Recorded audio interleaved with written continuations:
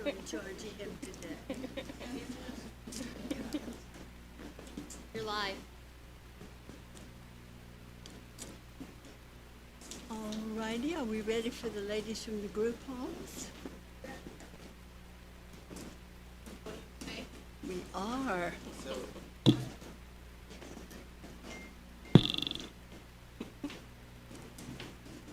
Sheila Priester. I'm with the Franklin County Homes for Children. This was just because I know that some of you are new to us. This is actually the first draft for our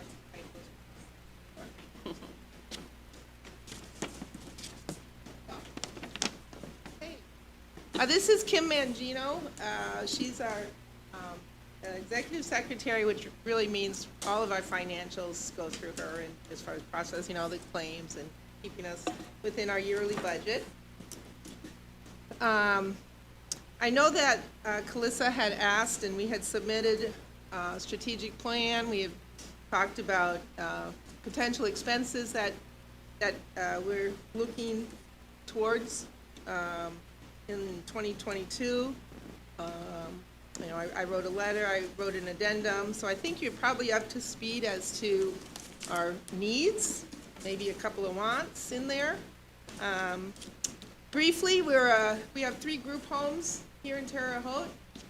One is up by Sky King Airport, one is on Fraternity Row on 6th Street, and the other one is 14th and a half in Gilbert Avenue, right off Ohio Boulevard. We are licensed by State Department of Health, Fire Marshal, Child Services, anyone that calls and says they're supposed to. But we are really excited about our national accreditation that we received 2 years ago. It was a lot of work, and we had a lot of support from the county. It was a big chunk of cash going in for a small agency like us to achieve that goal. Achieving that goal has opened the door for us to grow our program. It was a requirement under a federal law called FFPSA, Families First Prevention Act. So some of that's in the literature, and you can read that. So really, when it comes to our budget, it is pretty straightforward. No big changes, except we are spending a lot of time looking at our staff. You'll notice in our, I don't know if you're looking at the 100 series or not, but it is in my literature that we have made a decision to increase staff, county savings in a couple of different areas. At first we thought, we didn't want to jump too fast as a result of COVID, and it probably was initially. We didn't decrease. We are now looking at rewriting job descriptions because of this federal act. We need a person with or licensed degree. So we were just kind of looking at all of that. We did not have to fire anybody, just did not be hired a position. So in order to become compliant with all of the hiring and job descriptions and not having people think they're not on their job descriptions, we are really going to focus on that. But it is reflected in the budget. So I show a history of our operating costs. And from last year to this year is a difference of about $1,000. And in that is the $10,000 recertification fee that we will need. We try to balance that out by not asking for a new vehicle this year. We don't need it, and those funds are better spent. If you went line item by line item this year to our proposed 2022, you'll see decreases in areas that we noticed we weren't spending. Some of that is because we don't serve as many kids anymore. That is a result of Department of Child Services and their focus on in-home services. So they're trying to keep a lot of kids with home-based services. That's their big focus. They're trying to expand the foster care world. So we looked at our numbers and, you know, we know our strengths, so we'll build on them. We have kept one of our homes empty, except for night guard. That's kind of, doesn't walk around with that. Stays there. It's in a neighborhood that probably needs somebody there at night. But that was, and still is, in case we have an influx of COVID cases, that we have a plan. In our disaster plan, we have a plan of how to deal with that, isolate, have staff that has volunteered to be part of that. So we kept one of the homes, which then again kept our costs low. So that's the highlight. I could talk for a really long time. But certainly, entertain questions. So with the expansion of foster care and other placements, in-home placements, how many juveniles are you usually working with a year or at a given time? Yeah, I should have the year, and I don't, because we are licensed for emergency shelter care. We have 5 beds for that. At any one time, we would have availability for 17, plus 1 empty home for COVID. Which is a good plan. Yeah, for now, it is a good plan. We have experienced, no positives, but, you know, you're home from school for 2 weeks because you were at the lunch table. We've had a couple of staff that have been positive. It's all kept. We had the guidelines from the county, but the state was all over us. They kind of, the county pulls on everything. The other gigantic piece that we're looking at, besides like a licensed clinical social worker, will be, it's referenced in the notes, a part-time nurse, for lack of a better title. The federal guidelines are going to require us to have at least an RN, see our kids at least once a month, face-to-face in our environment.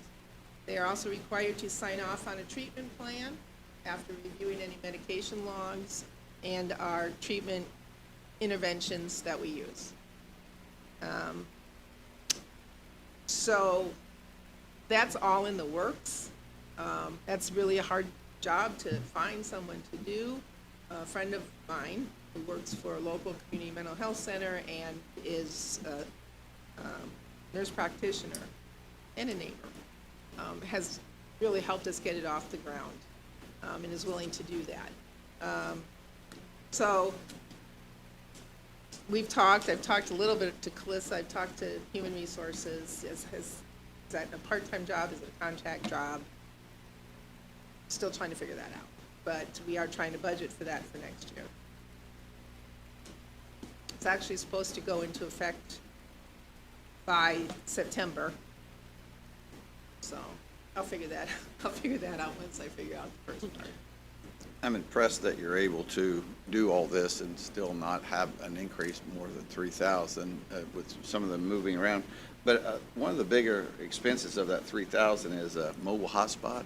Is that, but you have Wi-Fi at the homes, right? According to We have the Wi-Fi at one of our homes and our office building, and that's where we have a Title I school program. So the other two do not. Oh, that's why the hotspot is needed, or not at the place, okay. Right. Yeah, and you know, if it were me, I don't want them, but it's more of a headache than that's, you know, kids need to do homework and they tap into it when they're not supposed to, and we think it's off and it's not. Just like every parent in America fighting their kid on screen time.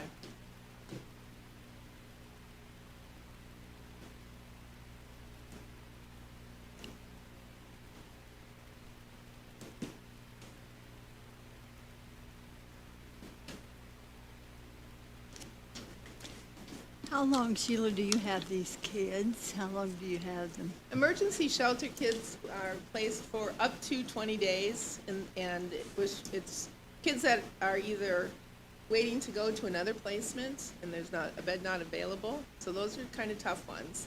Or we work real hard just to get them, like, we're respite.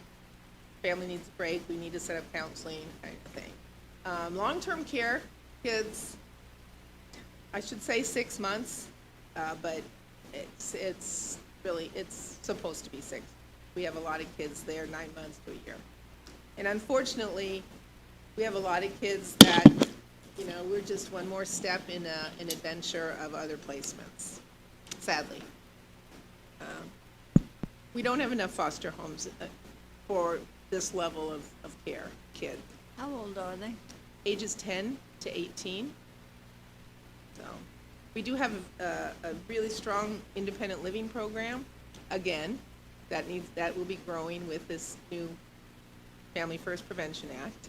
And we have an independent living caseworker, and that's her job. You know, everything from, you know, how do you write, don't write checks. I get told that all the time. Don't write checks. Yeah, just how to start becoming an adult. Everything from, do they know how to do their laundry checklist, all the way to, you know, applying for jobs, getting reference letters, kind of stuff. And then we have an aftercare program that we've had in place for 20 years, but is now mandated by the federal act. And I will brag about that because our licensing consultant has used our information and shared it with other agencies, so. Which is a 6-month follow-up, with going to that person's, wherever that kid's living now, and working with, say they're in Vermilion County, you know, and working with all the providers in Vermilion County and making sure all of that kid's needs are being taken care of, and that lasts up to a year. Trying to keep them from getting back in the system. Yeah, I got it. On I- those 2 spots that you have mobile hotspots, is there just not any other source of internet available there? There's We've no talked a lot with, hardwired yeah, or- we've talked a lot with IT, and they're working on it. They've done a great job for us. Part of the problem at first was they wanted to count us up, all those homes, and you know, they're just look like the neighbor's house as businesses, and it's more of that kind of stuff. Yeah. So, and you know how they build a county, and yeah, it's surely they're able to, like, our cable, you know, TV cable Yeah. and stuff, that's donated. And so, once you start opening that Pandora, not so sure how long things would be donated. So, Is one of those homes the Rose Hill home? yeah. Yeah, because I just live down the road, Oh. and I know sometimes services-wise too, it can be even what we do have, Yeah. especially when you have multiple kids. I just think of when you guys were on lockdown, you know, not lockdown, I say that, but when we were all home, and to have, you know, multiple kids doing their homework or Right. whatever, I'm sure. I So mean, we even were- in my home, it was Yeah, tough. and we were considered lockdown, a year of no one, they call them campuses, no one Yeah. on or off campus, you know, so that meant all the parents and Family therapists visits. and just everybody. So it was all caseworkers. virtual, it was all It- virtual. Yeah, and kids hate virtual everything. Oh, yeah. And, you know, virtual counseling, kids don't want that either. So, yeah, yeah, it was tough. It was tough. And so that's when we started getting the hotspots. And staff members were using their hotspots off their stuff. We did permit them to come into the main office schoolroom and use that for games and breaking into other sites. I just wanted to condemn, not condemn you, Commend? commend, thank you. Commend you on your national accreditation. Yeah, they're That's great. very impressive. Yeah, that was great. And I did not do. Does that national accreditation open up like grant opportunities? It Or I does. was gonna guess that's probably why you were aiming, and, I mean, Yeah. other than, you know, just having that. It really is for best practice. Yeah. We had a choice of a couple different ones, and took council on accreditation. That's awesome. And it does, it just, check your P's and Q's. Mhm. Wrote our manual, and we do it 5 pages a day. Well, and having, I just talking even before, the staff that you've had that's been consistently there, I think that says a lot. We just went through a Chief for many licensing years. process, and that's always one of the highlights, is that we have such low turnover. So, good job. How long you been doing this? I've been there 38 years. I started as a house parent. So, yeah, I've been there 38 years, and our director of program's been there 25 years. Independent living gal's been there about 25. And we have a whole host of, the people that do all the real work are the ones that live in with the kids. I mean, they live with them 24 to 72 hours. Then they go home to their own families for 20 or 72 hours, then they come back. It's not easy. And they're the ones that are getting screamed at, you can't make me, and, Just like being at home? right. So they do a lot of the work. We have a lot of those folks that have been there, like Tammy, 20 years. How many kids do you think you've seen? Oh.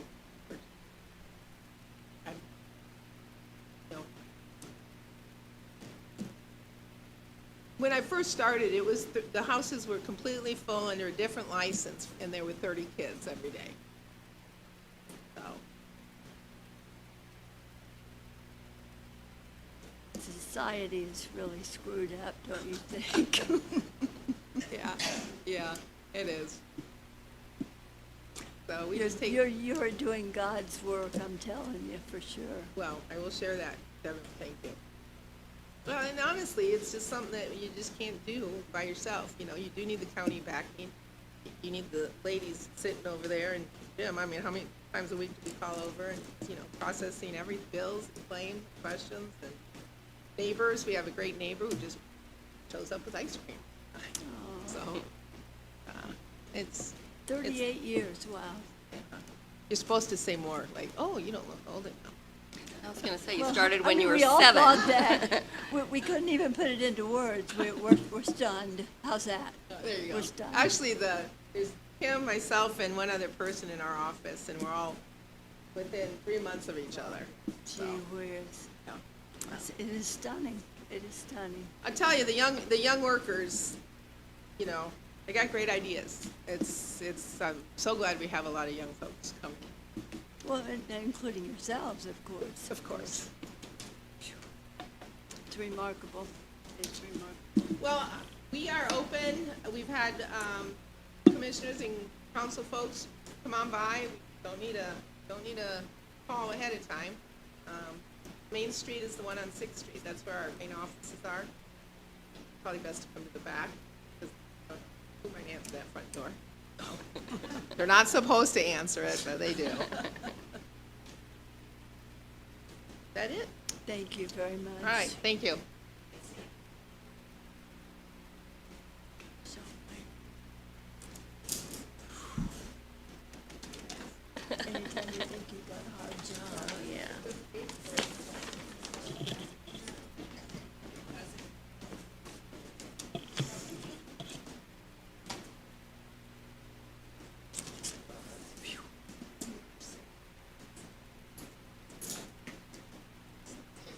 Bye. Bye-bye.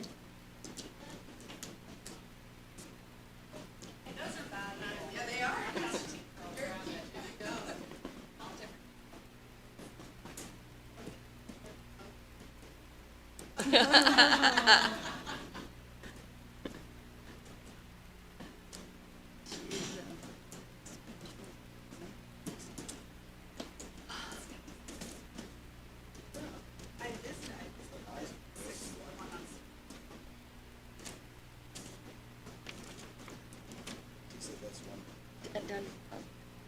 Oh, okay. I thought you said we're going to Costco, and I was like, what? Where'd it all go? Okay. Oh.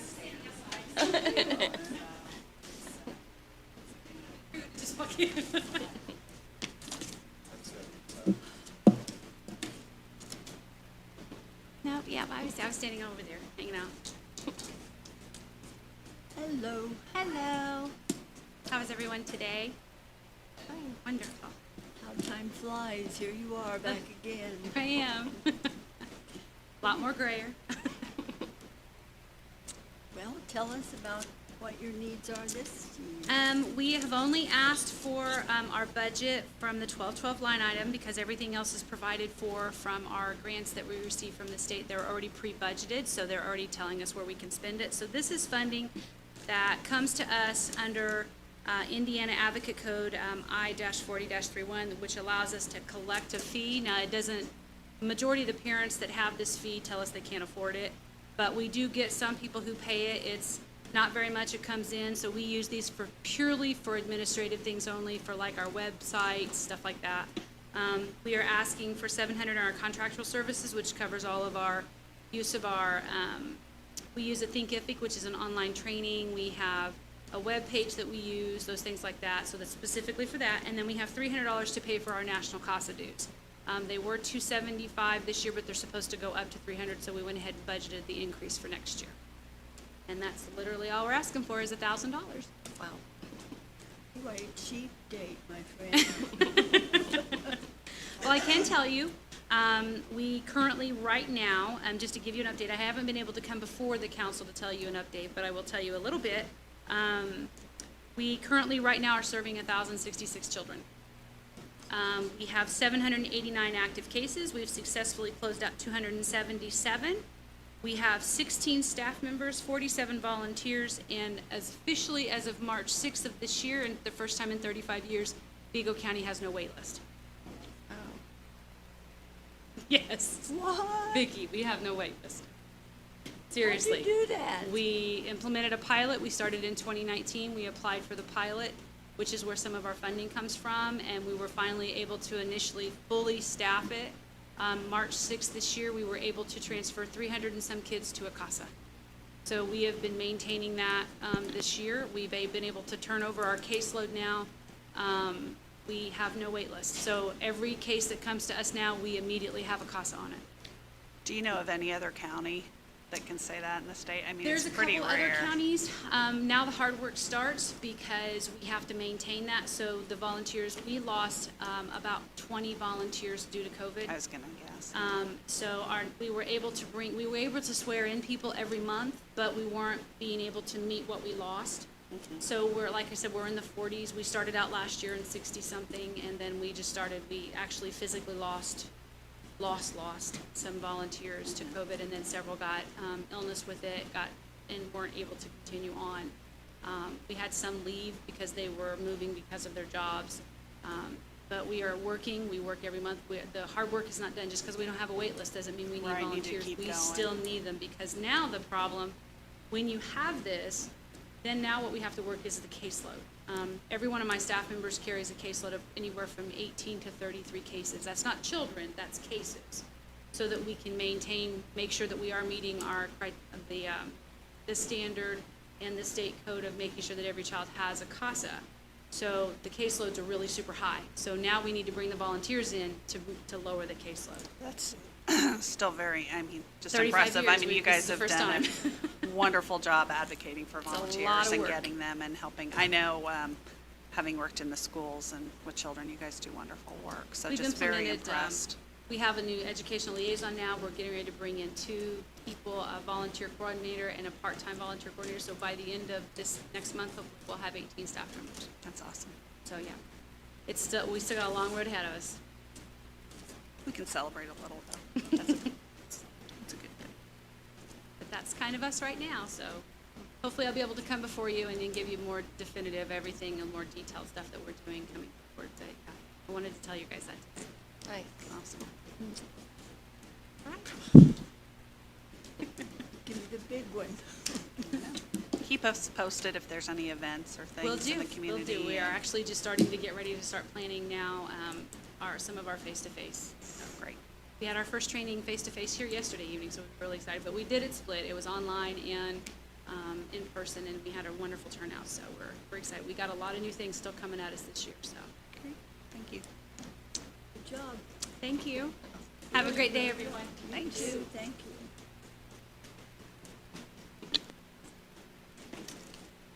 Terry? You ready to roll?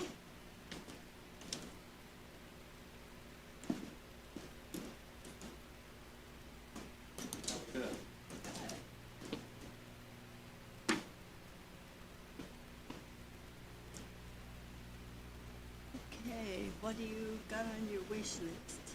Well, we're looking at, we're getting the upgrades to the software for permitting and stuff, so we actually need equipment and stuff to support that. The iPads. We're also using a program called Lynx, which is a program that was written for the county, and it's not cloud-based, so if once we get adapted to this new program, we got to figure out some way to get links to hook up with everything for the code enforcement side. And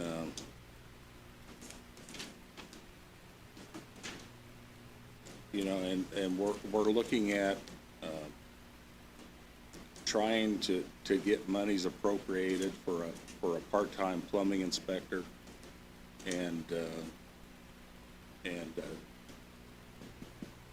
there's not enough to warrant a full-time position for that, but I think if we can find a retired plumber to come out and assist us, especially on some of the larger jobs, I think it would be an asset to the county. But when you get a job like a jail or some of these dorms or something like that for the colleges, I mean, we can look at it, but it helps to have an expert to kind of lead us along in case we miss something. And then, with the labor situation like it is, we've got a secretary, and with everybody trying to take everybody else's people, I think if we can get her a little bit more money to encourage her to stay here, because right now it's a pretty competitive market as far as the labor goes. And basically as a department, we're all relatively new, and we don't really know the ins and outs.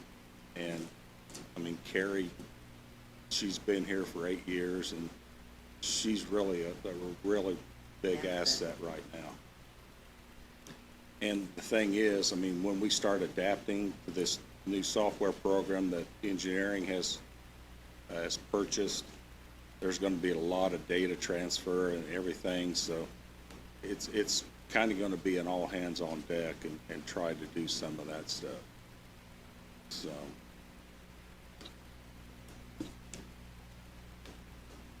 But, we're, possibly looking at some funds for some continuing education, maybe to help some of our inspectors out, especially the code enforcement. We're looking for possibly some outside help on some ordinance issues, because I think we need to update a lot of the ordinances that we're presently using in the county. And, that's something that we can't do as a department. I think we have to lean on some outside help for that. But I think we definitely need to look at the ordinances countywide. So, any questions? Would that, well, it could be, how about the county? Would the county attorney not be able to do that? We're looking into that, but it all comes back to billable hours. It's got to be processed and paid for somehow. Now,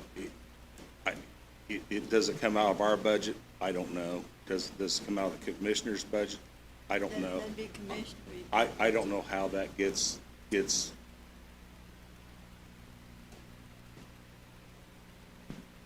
IT and the commissioners have been looking at recodifying the whole ordinance book. That's, your stuff, I think, would be included in that. Ordinance has probably been 40 years since they've been codified, and it's I think like he- looking for a needle in a haystack to try to, He's well, talking about updating some of the ordinances, right? and some of the that- ordinances that we try to enforce, I mean, there's yeah, I know, basically, there's no, Well, we there's know no what he's teeth talking in You it. got no teeth. No, I mean, I would think it's a possibility that you could make notes about what he wants upgraded. Yeah. And then just call that to the attention of the commissioners, and that might be something piecemeal, if you need those things. They probably need to be done right away. But if there's a committee or something to that, I would be more than willing to set in on that. Because I think we need to do something different. Terry, what I would suggest you might do is write down the things that you need to call to. Oh, we've got a great big list. It looks like Christmas. Well, I would take that to a commissioner meeting and present that to the commissioners and tell them this needs to be upgraded. Then they would call that to the attention of the county attorney. And then that's the way that would be adapted for you. But I know you and Joey were working on something. I mean, you were looking at electronic-based ordinances for the website. yeah, And- and generally upgrading the whole website, and that's a big part of, that was a part of it, trying to get the, codifying the ordinances so that they are searchable.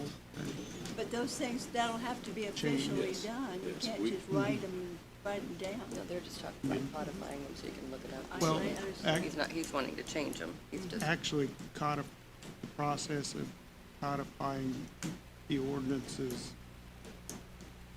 takes official action. Like, Right. That's what I what was happens getting is Just write the, them down. That was my point, is they that. organize the whole, Right.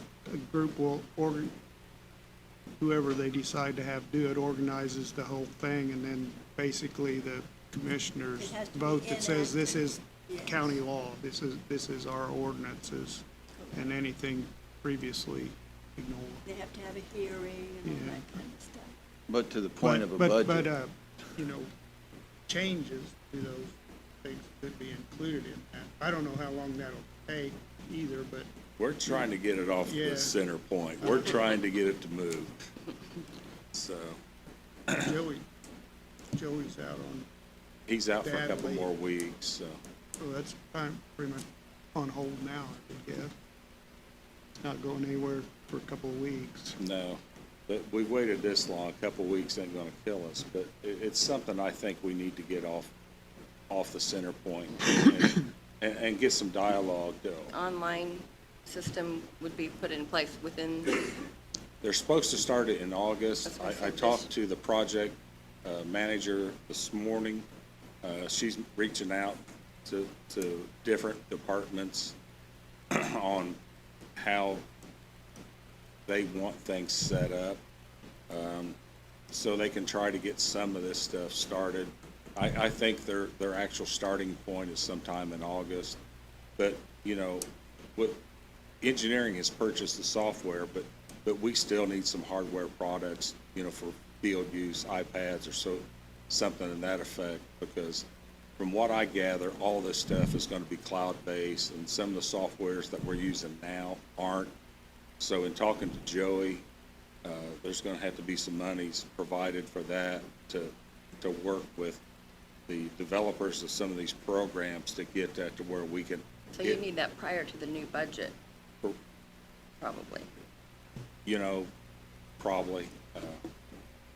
I mean, it's something that we can work on. I mean, I'm not sure, in talking to Budget Joey, purposes. some of that, so. But we're trying to get some of this stuff moving and try to get things, so things kind of flow a little better, so. That, some additional part-time people, I can see that in the near future. some other things. We could probably get that That's not, appropriated. is that in the budget? We have part-time in the budget, and we're not using all that now. Well, You if just we need to can, bring it. instead of talking about what's not in the budget, can we talk on the budget? Why do we go from $274 to $3,000 on wearing apparel? I mean, that seems like quite a drastic increase. Well, I mean, everybody seems to want clothing from the county, so, I mean, there's clothing budgets and everybody's, we used to code it in different, and they won't let us code it in under other things now, so they want a line item for apparel. But that has to be the right kind of stuff, or you have to pay taxes on. You have to know how to do that. And then the gasoline, it seems like there's quite, as the miles increased from projected 21 to 22. We've actually got 4 officers in the field now. And with the escalating fuel prices, I'm pretty sure we're gonna blow our fuel budget here shortly. So, I mean, And are the estimated 2.5 times the increase on vehicle repairs? all of our vehicles are, the newest we got is a 2016 with 110,000 miles. So, I mean, they're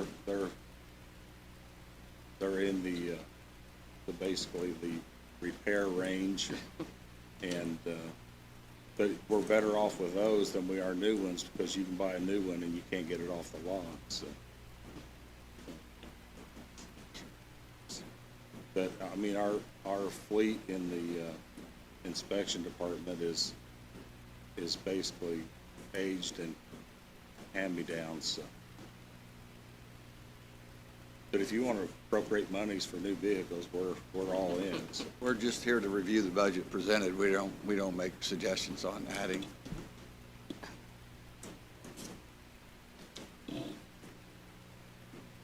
Sure.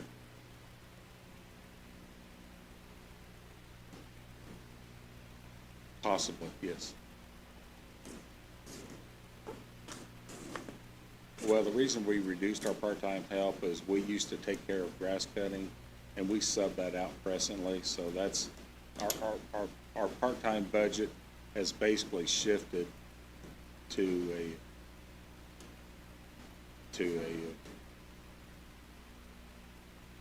basically what covered the grass cutting fee last year. Who pays for that? Who pays for the grass cutting? No.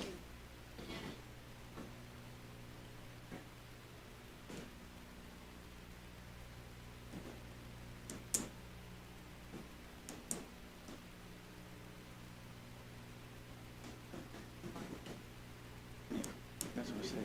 I want to see what's the budget.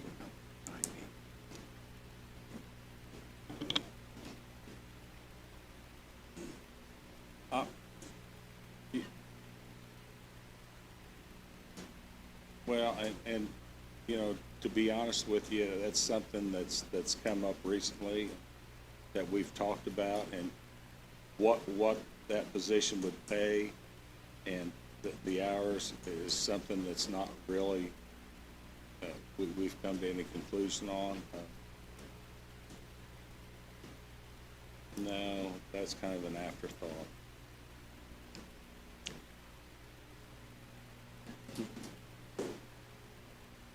Sorry. Yeah.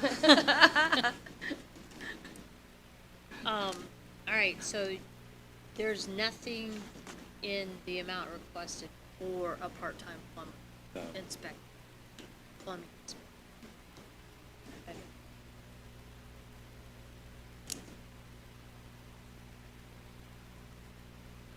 And you don't have you don't have a suggest or a requested rate. I think most of those are in the $25 an hour range, but like I said, I mean, part-time, maybe 8 to 20 hours a week at the most, you know.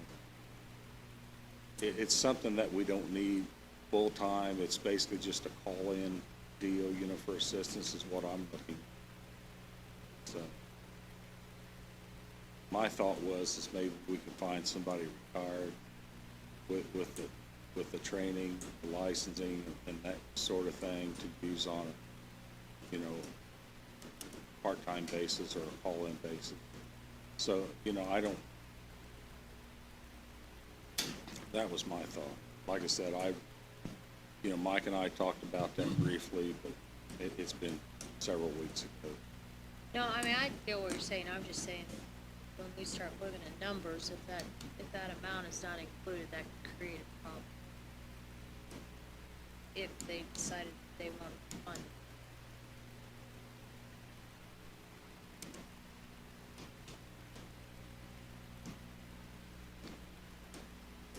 Judy, can you flag that?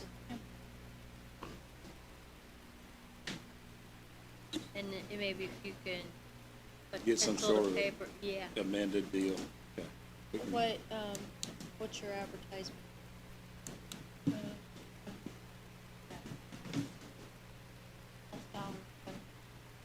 But I mean, when The would, day, what Oh, advertisement date? that one, for the budget, no, for this budget, Okay, we'll have to look at, but we, 10 days before the yeah, September, for, or October. no, September, you have to advertise. Yeah, it'd be the end of September before the first. Oh, you don't, would have, so, do it all in all? Oh. You need to get that in to as soon as possible. Okay. For I know things money like this. amount, I think she got money. To cover it, yeah.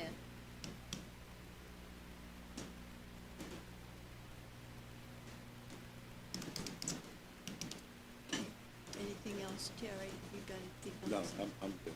Okay. You guys, are any other questions? Brittany? Well, Thank- thank you thank very you. much. Thank you, Thanks. Terry.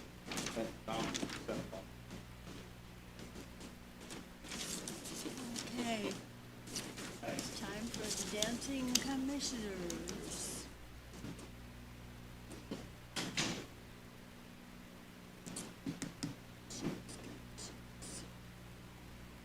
Yep. They've been down this road before. Okay, who is going to go first? Mike, do you, want to do Kara first? Larry gonna go She can first? get in and out? Carol? I just thought you might.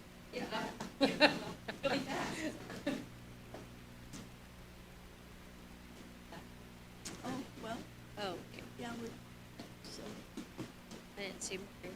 Yeah, she snuck out. I think she. you wanna wait for, we can wait for Tammy. Oh, no, I was worried about, Oh, I What's should her see name? that she Marie. was Sorry. gone. Yeah, She's- Marie. She's such a, she's like a stealth. Yep, yep, I think she ran to the girls.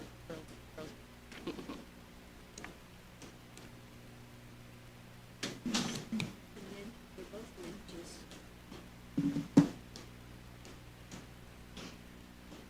Right, Sarah Johnson.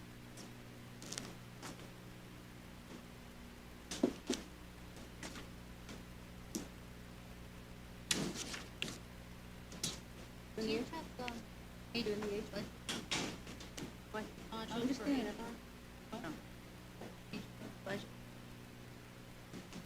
It's like herding cats. Have a page for her in here. No, from the budget.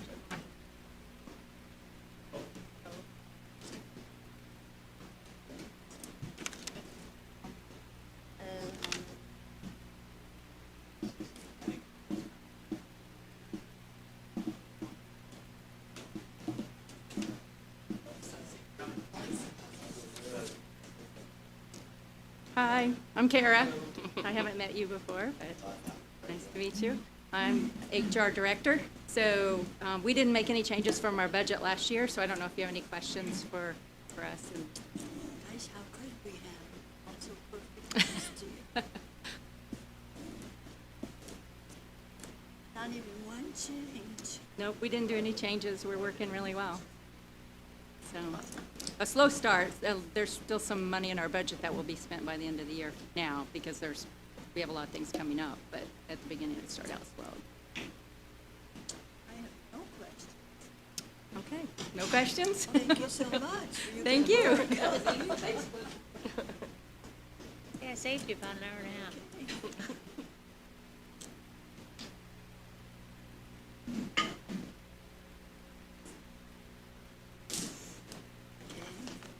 We're going to start with edit or commissioner's budget. You want commissioners? Commission. Okay. See if we can find that.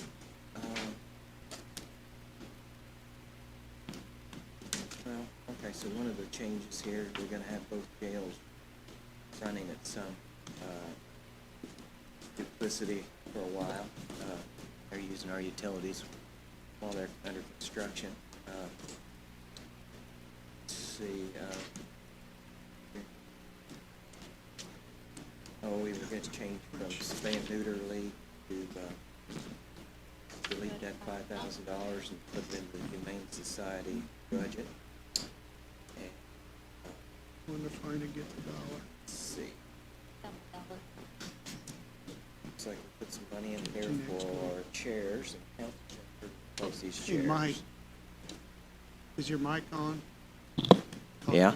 Okay, now we can hear you. I'm just not that tall, I guess. There you go. Karen is taller. So let's see. Yeah, Kara's taller. I don't think there's been too many changes in the utilities. Is the main big change. And then, let's see. Okay, yeah. So the edit's probably where we've pushed out the boundaries a little bit more than the commissioner's budget. Could I ask a question on the first part, before I could hear it in the mic? What was it, you're saying you're taking the $55,000 out, or you're just taking No, 5,000? Just 5,000? Yes. Okay. Our 5,000. contribution to the Humane Society has been $50,000 for the last several years. Okay. And we also had a line in there for $5,000 to the spay and neuter. Okay. And that operation has more or less disintegrated. So, Oh, so you combine those two lines. so we combined those two lines. Gotcha. Thank you. Mike, do we have any anticipation of how long we'll have both jails running at the same time? I know it's probably more for the transfer, but we do. Well, a while.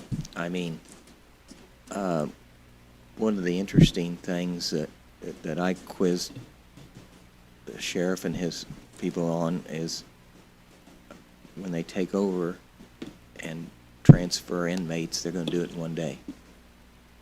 So we're not going to walk away from that building and turn the lights out. So I would anticipate that, or I mean, commissioners, we're anticipating a pretty good boost in utility costs. We'll move our sewage down to the new jail, so that should be practically nothing, going to nothing, our water and sewer, but, and our heating. And at this point, we haven't made arrangements to, what do I say, mothball that unit, but we'll get into that. But they're using more and more, I mean, right now, they're trying to get the air conditioning up and running down there at that facility, basically so they can dry it out, paint. So once they get that online sometime, what'd they say, September 15th for the heating and air conditioning? Yeah, so, but the doors won't be open and closed and the people won't be in there, but yeah, I anticipate a pretty good bill for those kinds of utilities.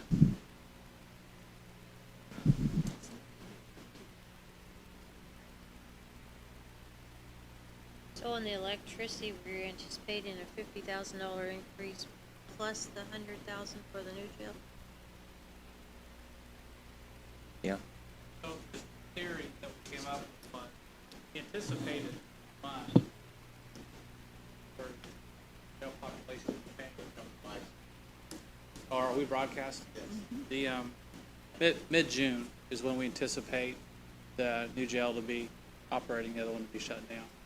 So what we looked at was how much we're paying for the current facility, and we don't know how much the new facility is going to cost us. So we've actually asked in our last meeting that we had last week if we can predict that, and some of the engineers are looking at it, but none of us are really confident. I think we'll probably find out when the switches are all hit. So what we came up with was a worst-case scenario with a conservative approach. So what we're asking for may be too high. Hopefully it is, and not too low. But the only reason I asked because you had 550 approved, and it says you were increasing by 100,000, but it went to 700,000. So I didn't know if there was a $50,000 increase for other building and 100 for the jail. Was that just for electricity, Calista, or for all Yes. utilities? That's why I was trying, it just, the Right. numbers weren't quite. I Well, we didn't know if got there's water and something else going- sewage. We can't predict that too. You know, we've been told many times at the new facility, we should experience lower utility. Well, we'll find out. But right now, again, a conservative worst-case scenario. All of our asks have been very conservative. Yeah, we're running low on utility funds right now because of what we're doing with the jail. What's the square footage difference between the old and the new? I had that the other day. I can't remember what it was. It was a Well, lot, the new yeah. one's what, 155,000? Yeah, yeah. What was it? It was 155,000 new one, what it said the other day. I don't know what the old, that's the thing we didn't know. It's big. I though. would say that it's, Yeah, I toured it, but I was just I mean, it's thinking, like really, yeah. well, I would say that it's double the square footage. And we're not anticipating doubling the utility cost on that, but we should save on water. That'll save on sewage. Lighting, maybe we can break even on that. Heating, gas bill. With new I units. don't know that we're gonna save anything on that.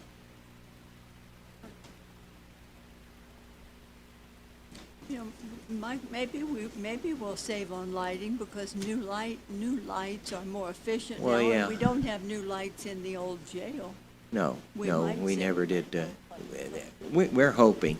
I think that if any place that we might do better on water and sewage because the controls are electronic and you know, It's a more efficient building. It's tighter, you know, it's, yeah, but it's a lot larger. yeah. A lot of hallways, a lot of booking rooms, much bigger. The drunk tank is probably twice the size. The entryway is larger. But yeah, I think it should be good. There again, I just don't know. When I go up there in the top and see those heating and air conditioning units, my goodness. Big. Are there more elite cells? More what now? Elite cells for the elite? Oh, no. Customer. I don't think there's Won't be anything saving elite. on I the legal mentioned the other day that I took a tour of the convention center and I took a tour of the jail, and I was pretty excited and felt good when I got through the convention center. Then I went down to the jail and I'm going, well, I don't want to be here on a good day. It's concrete and Yep. concrete and steel. It is nice with the lighting and the ceiling too. It's It's all right. It's Well, certainly, would you rather be there than at the old jail? I'm in hopes that our Either one. people that are working there are a little,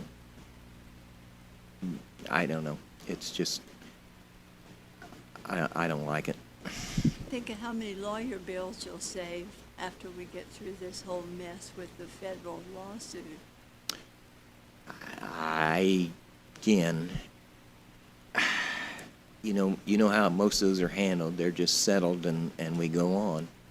And I don't know that the number of lawsuits that the sheriff gets will be decreased, but maybe we can settle a little better. Go on, yeah, just can go on. That could be worth a couple $100,000 pretty easily.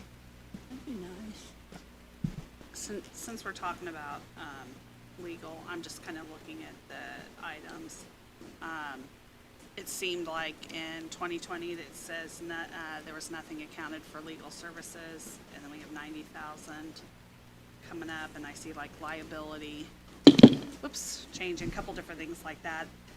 Liability insurance, are those just increase in fees, or are we just trying to prepare, or?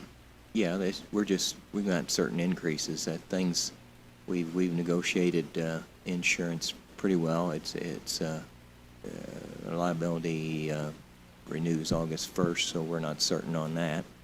But yes, everything has Everything goes up. increased some 2-3% on, when the 2-3% on health? Yeah, 2 or 3% on our health insurance, so, yeah, so, On the legal services, Mike, does that have to do with formerly the county attorney was Yeah. an employee? we don't have an and now it's, employee, Got it. just contractual. Contracted with explains the,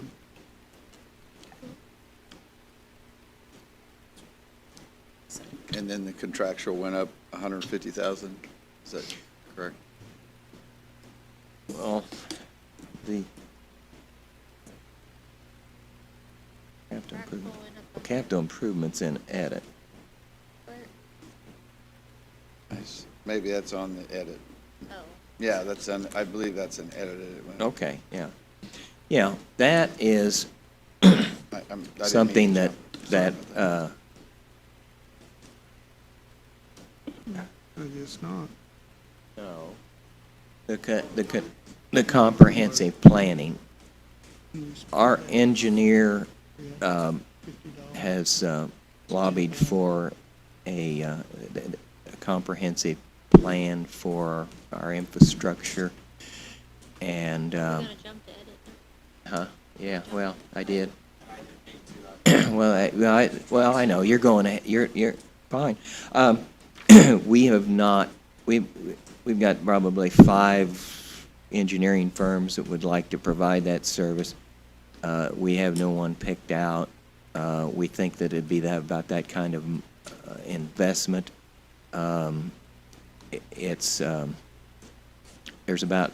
There's 3 areas that in the county government we think we can have some effect on, and one was with Mr. Bramble's Baker Tilly comprehensive plan.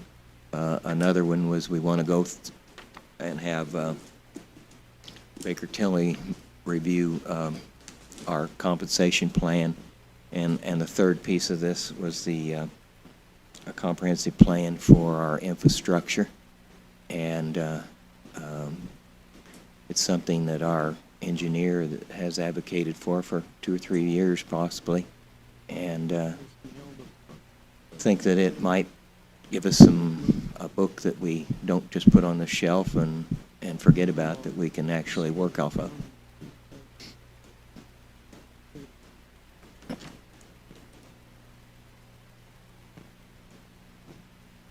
And I apologize for jumping over to edit. The postage, it had the adopted budget of, they spent 150 and it's up to 250, 100,000 on postage. Election year.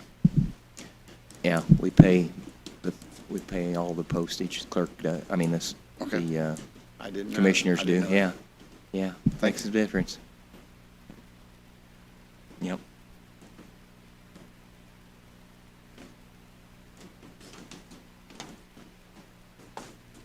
I think it was easier up there. Yeah. I had all the budgets to deal with, not just one little one like this. That's not so little, is it? Yeah, we want to know about Christmas lights. Yeah. Well, We're not getting them and, in and, 2022. and we increased the code enforcement line. We're aggressively seeking to get rid of some of the old houses around the county. We're getting lined out where we're getting some action taken on some places. And we think we can, well, the money's in the edit. If you want to spend it, you can spend it. If not, we can leave the old farmhouses around and what have you. But we used to put money in there and it never got used, so now we're using it, and we're you know, 3 or 4 here and 3 or 4 there, and what'd we estimate house get rid of? At least $5,000? 6 to 10 actually, yeah, for each demolition of house. Yeah, I was just went on down on it. Right. Yeah. Yeah. Yep. Does that bring in credit? Well, interestingly, you know, that's a line you walk. Are you increasing the property owner's value by taking a house down? Not so.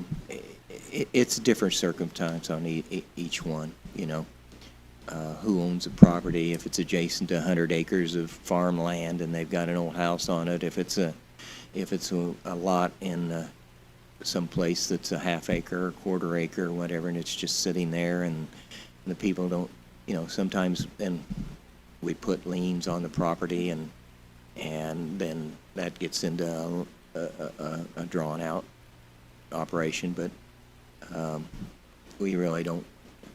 It's a combination. It's a combination of things. I mean, if somebody has the ability to pay, we're not going to be wanting to try to go in there and, you know, we use other methods to try to entice them to clean up their own messes. But some of these places are real hazards, you know, and they wind up being burnouts. You know, one of the interesting things that we are, I think, going to help is the fires. And since we found out that a lot of places around the county, nice homes will burn. People will settle with the insurance company and move on and leave that in a neighborhood. And so what we've implemented is to have we weren't having very good communication with some of the fire departments in reference to these fires. And so we're going to insert ourselves through the building inspection into that that negotiation sooner, and get the money from the insurance company for those demolitions. Either you redo your property, or or we get paid for. So, like I say, demolishing it. I know of a couple of homes in subdivisions right now that have been burned out, and people just moved out. And you know what that does to your property value. So we've inserted ourselves in there, open up a better line of communication with the outlying fire departments, and so, like I say, it's a combination.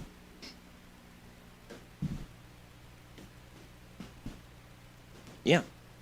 The The cost of the house or the size of the house really doesn't matter. That I've come to learn on estimating on how much it costs to get a house tore down is the trucking fees. So if you have a house that's close to the dump, your trucking fees aren't going to be nearly as much as it is the Libertyville if there's a house that's tore down. One thing that Terry, Steve, and Keith have done well in building inspection thus far into my 7 months being here is they are contacting insurance companies post-fire, seeing what the homeowner's doing in respects to getting the house demolished or what's going to happen. So that's also a plus. But a lot of times you'll see a house burn, abandoned, and then that's just it. Throw away the keys, it's over, and they're moved on. And there's no repercussion for that. So unfortunately, the county has to take on the responsibility of cleaning that property up for the homeowners next door. So we're working on one on Pottsville Road in Wester Oak right now. That's a house was burnt down. A concerned citizen called. The house has been there for 7 years, or burnt for 7 years, and nothing has happened. So it's a fine gray area of whose responsibility is it. But trying to keep the homeowner responsible for the fire, for the damage, is what we would love to do. But unfortunately, we're finding out that it usually doesn't work that way, that the house is just abandoned, they've moved on, collected their check, and they're supposed to take that money that they receive with their check and clean the property up, but they don't do that. still own the property? Wouldn't they have to pay property taxes and? I don't know, Jimmy, Really ta- if a house tax lien burns, on the does it property? just- Absolutely. Still on the property. Yeah. Right. But if we tear it down, can we put a tax lien on it so that when they want to sell the Absolutely, property? yeah. And Terry's working on that too. We're just trying to work with the attorneys on getting the correct verbiage, and all that to make them liable, But, then we go back to the It's a tax sales and process. things like that. If somebody sees a house or a property they want to buy and they see that there's a $8,500 lien on it, are they going to be more apt to buying that house or not because of that lien? So it just depends how bad they want it.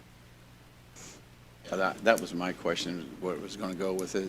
The ones that have been torn down, since you guys have been doing this, so, and as Mike said, it's probably a variety of situations, but are there liens on those properties to? Well, the only or one that we've not, tore or- down so far this year regarding building inspection is one in West Terre Haute, and that was paid for the year prior from the previous budget. Okay. So we actually have not physically tore a house Okay. down this year. There's just, Mr. Thacker, I'm sure as you know, so much red tape on tearing a house down, talking to Duke Energy, Vector, and all those people, make sure everything's shut off. And, nobody's in there. There's no risk of somebody getting hurt or asbestos and stuff like that. So it's a lot of stuff you got to go through just to get a house tore down.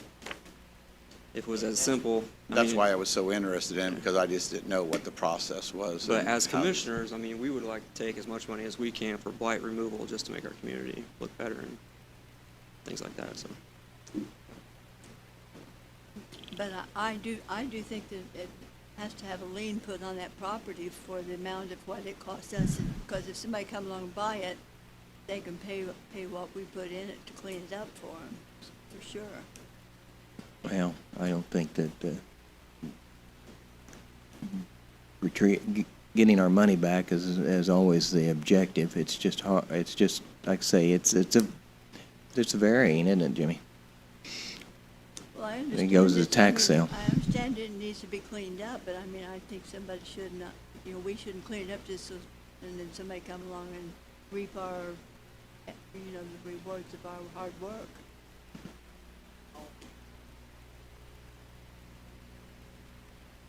Right. Correct. Yeah. Might not have, might not be much that it gets taxed for. Yeah. You guys get him. Can you repeat all that again? Or not. And that's the same way, it doesn't have to be demolished to go to the tax sale. No. No. Somebody could buy it as is, and then we don't have a lien process, we don't have an attorney process, we don't have, and I do agree with the cleaning of the, and beautification of the properties, that is a good True. point. Larry just brought up a good point. It's in edit because we do consider economic development. If you get the home cleaned up and all removed, hopefully the neighbor is going to say, I'll just take that property and put it back on the tax. So, the lien and all that stuff, it's a great thing. You probably should do that, but full property, put it back. And you can buy a piece of property and do it. Maybe they could burn it down and then we'll clean it up and then they'll buy it.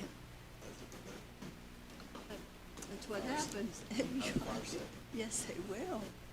I have a question on, and it just might be, again, I've been looking at a lot of stuff all day. It's economic development of LR and, I don't know what it's, Local road and streets, yeah, so from 250 to $1 million. okay. Am I seeing that right? Larry, Is you that, wanna- is that Larry? Larry, you want to address some of those? Yeah, these are all signed to I told you different I'd pick on projects you that one he's day. got in the pipeline. Hello, Larry Robbins, Buell County Engineer. I think I've met everybody but Mr. Thacker here.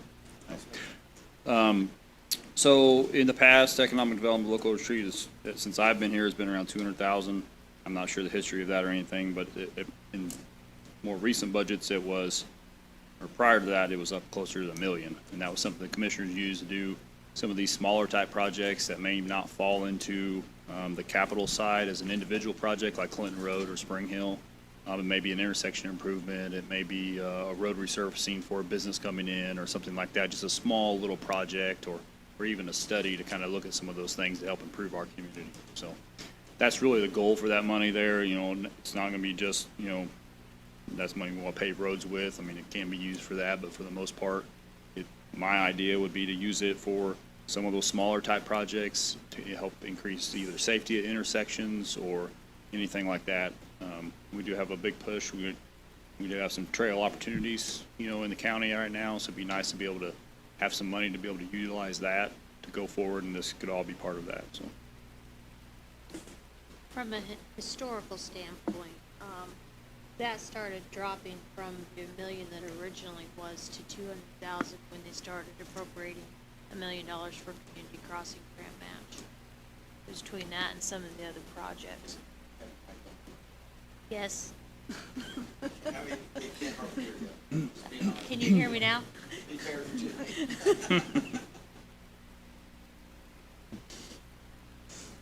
So, yeah, and community crossings has been has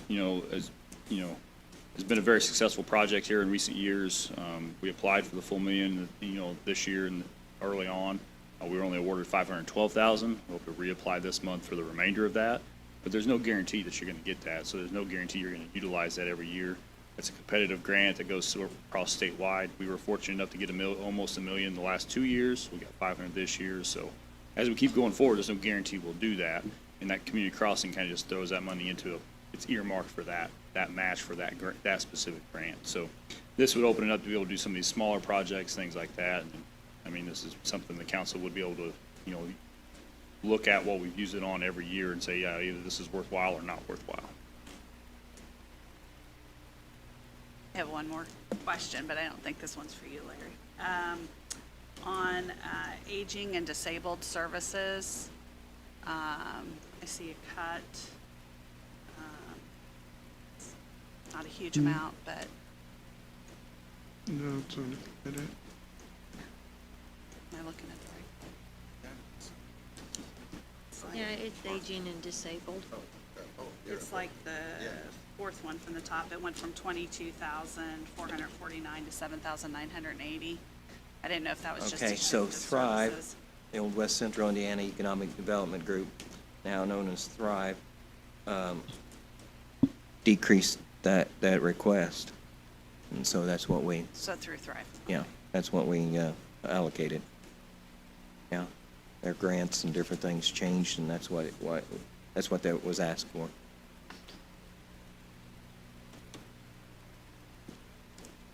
So mine, question on parks, improvements to parks, from 210 to 390, and then there's a note over here, it says, see capital improvement plan and parks commissioners, and it's 210.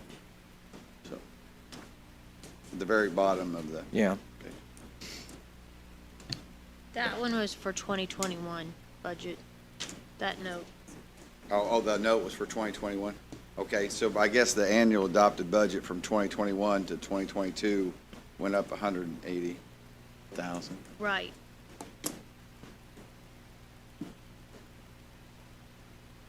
yeah, is that, Park's been in yet? He's Oh, tomorrow. Parks will come in tomorrow? Yeah. But, okay. Yeah, we've had, previous Parks Director had a improvement plan, and she requested $2 million in one budget session, and as I remember, we spread it out over 5 years, didn't we? At $400,000 a year to make those capital improvements. So that's about where we stand with our Parks Department right now. Yeah, oh, okay.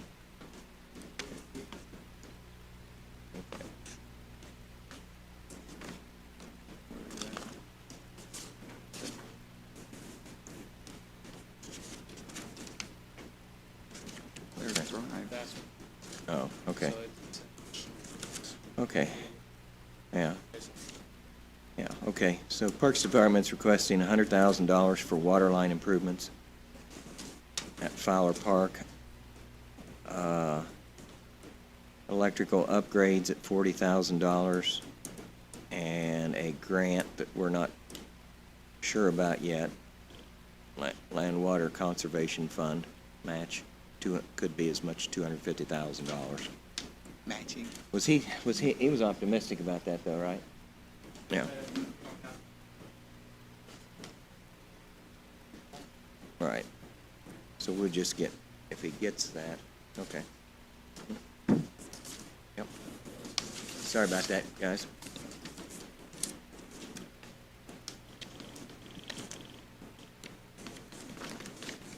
Guess that's why you get 3 of us.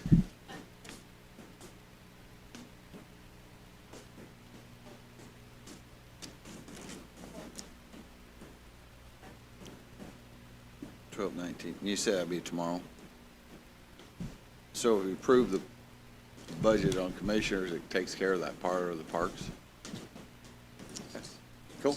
I just Yeah, I want to know. understand, that's all. It's a lot of money. Okay. Thank you. Yep. What we did we receive at Griffin Bike Park this year for a grant? $550,000, wasn't that right? Just 500? Yeah. So through the state, they received a $500,000 grant. Those grants for trail building actually are Right. yeah, they,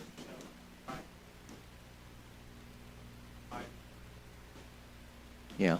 With no requirement for Brandon to go off the ramp.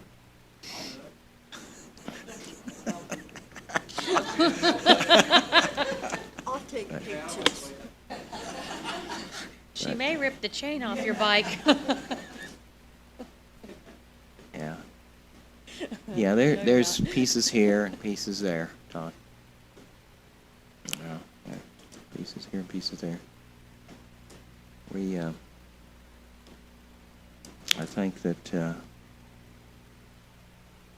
that probably the jail is on time and on budget, we keep getting told, maybe a little below. The personnel and the utilities and what the future of the old jail will be are some things on the horizon. So, and it's not all in here, no plans or whatever, but we've tried diligently, and the council certainly has tried diligently to get those costs so you can make your plans accordingly. And I can't say we've always been terribly successful, have we? But we've paid the bills. I guess when you're at the council, you're trying to minimize the cost of all these things, and I think we did do that.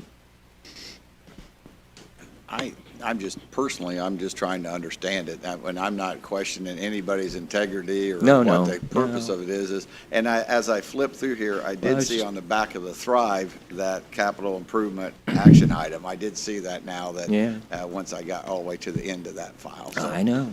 But I mean, it's just a lot of processing right now, so. Well, start with 1, 2, 3, and 4. That'll get you started. The Okay. 100s, the 200s, the 300s, and the 400s. Yeah, yeah. And then they break them out, there's not, and again, the county remains solid with these expenditures. As Larry indicated, the road match changed around with the community crossings, and is this a fourth year for that? Third year. Yeah. And that's really been I think, a blessing for a lot of communities around the state. And, they changed that for some of these smaller communities to where they only had to come up with 25% match, which helped them tremendously. But what that did is then they got more of that money, that pool of money, and then our amount went down somewhat. And this county's, we got the money to build the walkway between Terre Haute and West Terre Haute, and we had to match that, we had to kick in our amount. We said, how soon can you start? Because we had the money.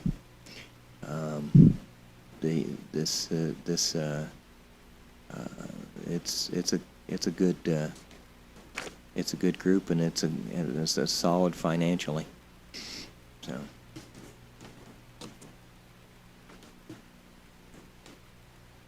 Yeah.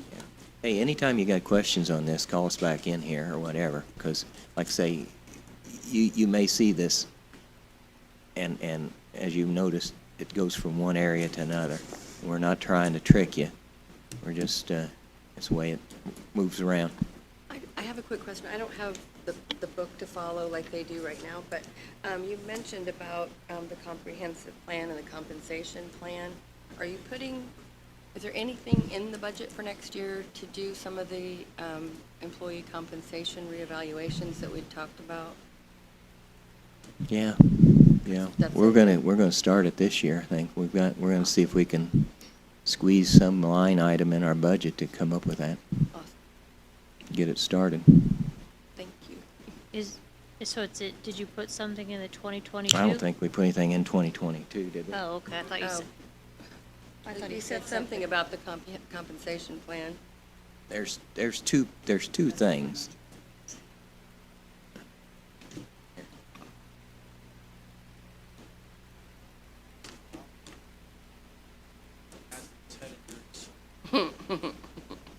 So we're moving forward with employee compensation study. We'll be asking the council for an additional appropriation, hopefully as soon as possible, as of this afternoon. Yeah, Kara's going to come to you guys, your first meeting next month, I believe, to introduce this to you. The entire. Has she reached out to you yet? I mean, we wrap this up at 1:30, so. First meeting of August? The first opportunity that we can. That would be September. There you go. We're in motion. We've narrowed it down to. Hey, for your employees' sake, make an exception this time. We've narrowed it down to. For your employees' sake, you should have got it done early. We just did it today. We just found out about There's it. deadlines. Start over, Brendan. We narrowed it down to we selected a vendor today, and then we're gonna present that to the council at the next opportunity that we have. So, to ask for the council to fund it. Awesome. Thanks. Truly good news, Maybe. maybe. Or bad news, good or bad, but news. News. Nevertheless, it's news. news. Yes, we did just decide on a firm at 1:30 this afternoon. So, surprise, surprise, surprise. Thank you. Sorry if I ruined your Thank surprise. you, Gomer. No, no, guys, try to plan 16 months ahead, what have you, and these kinds of things, and we're pretty tight with your dollar still, and but I think that these things are all. We're not gonna have these studies done and put them on a shelf. I think that's what you've seen maybe in some years past, 7 or 8 years ago maybe or something. Some of these things got funded and then didn't get done. The only thing I can say is it seems like some of these move a little slower than I'd care for them to, but they are moving. Yeah. Jimmy, you had your big project, right, for software improvement, what have you? And it's moving. Lots of money, right? Fair amount, $450,000. There you go. A lot of consternation, but they got her done, and They're it's starting on the capital improvement plan now. yeah. We're. I just wish we'd get that jail done, and then it'd save the county some money, but I don't know. It's bigger. That's all I can tell you. No sense in worrying about it. Not now. Come along. Not now. Maybe we can cut the employees down or something, well, that'll be up to you and the sheriff, won't it? That won't be up to me. That's 150,000. Forgot about that.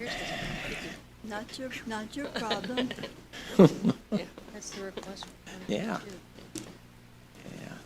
Oh, gosh. Chris is coming up with his own microphone. We may here. get our names off of the lawsuit. Yeah. Oh, no. Oh, boy. One thing that Brennan touched on it a little bit, talking about the jail, is it's going to be ebb and flow for several budget years. Yeah. Until we, as owners of the building, come up with a plan for the other building, of course, we're still going to have heat on and stuff through that, for that throughout the year, so 2021. I think it's so unknown right now. Isn't dispatch still gonna be there too? I mean, we just put, For the moment. they're moving up, but yeah, okay. Okay, so it won't be, Above Sitting ground, how are they empty. gonna? But you don't think. they'll be glad to see They're windows. leaving Oh, yeah, I know. downstairs. I just know they've been down there for a long time. You were in the basement? You know there was a specific reason for that, don't you? Don't leave. No. Oh, the reason that they were in the basement? In the basement? That was for tornado protection. Allegedly. Disaster. Had to put them in a bunker. But it's okay now to put them upstairs. We don't need a bunker anymore. I'm not sure what changed, but a couple of windows wouldn't hurt, right? Right, for sure. The mole people. County government. Hey, Mike, do you have a breakdown for the contractual services line? Is that 150,000 in edit, is that all for the capital improvement Didn't hear plan? you.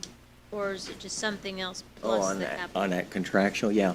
That was all for that one plan, yeah. It's, Which one? when we talked to the engineering people, that was about, Oh, that's, yeah, Yeah. you gotta get some, okay. Oh, so it's Yeah, so- something else. Just to elaborate a little bit, we talked on it, a lot of plans have been thrown around, but the one thing that, Jim has been working on with Baker Tilly has been a financial plan. But another side of that financial plan is a capital improvement plan. So that would outline all of the projects, in the foreseeable future that the county could be focused on or working on, or where's our development gonna go and everything else. So where's our growth? What are our schools doing? Where are people gonna live? Where are new businesses gonna relocate?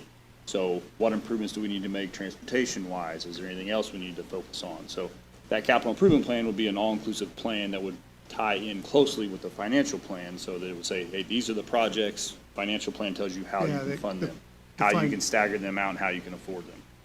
Financial guys gotta have a reasonable cost estimate Right. to put in the plan, and the engineers do that part.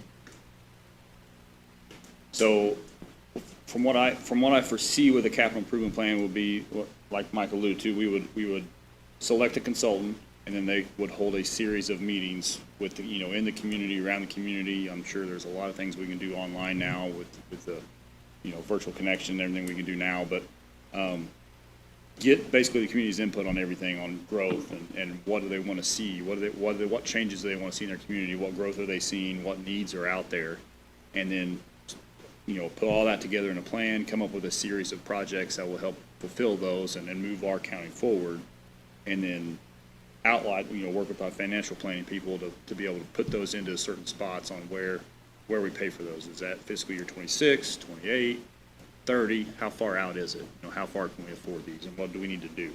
And then the other thing is it also, when there are those grant opportunities that come up and, there's money available, like, for example, now there's lots of money available. If we had a capital improvement plan, we can roll right into some of those things and start bringing those projects forward because they're already in the list. So, How did you come up with the figure for the plan? I just asked a couple of the consultants, just give me a ballpark figure based on what they've done in other communities. I know Vanderburgh County's done one, Warwick County's done one, I think Tippecanoe County did one as well. So we just kind of got a ballpark number. It may change, it may fluctuate, but that 150 wouldn't come at one time either. So it'd be spread out, and we may have to, work a little bit with, how we get that done. But that would be the goal, to kind of get it on that. But it would be probably a 6 or an 8 month process anyway, possibly a year, just to get all the community involvement, get everybody's, thoughts and wishes into that and go forward. Will that include anything like on our buildings?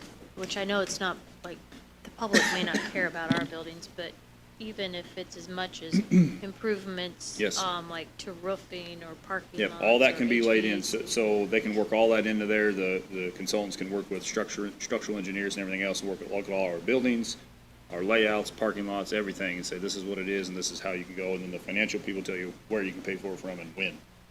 And so if we wanted to, redo the roof on this building, and we wanted to do it in fiscal year, 28, we know that's coming down the line. That's coming down the line, so.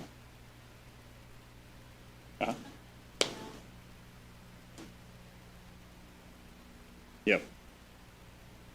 That was the ballpark figure that I had received, so that's what we put in there as a budget number.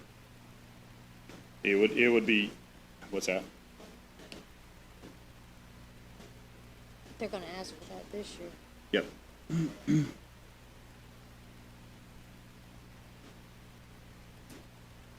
I know we've thrown plan around a lot here, so.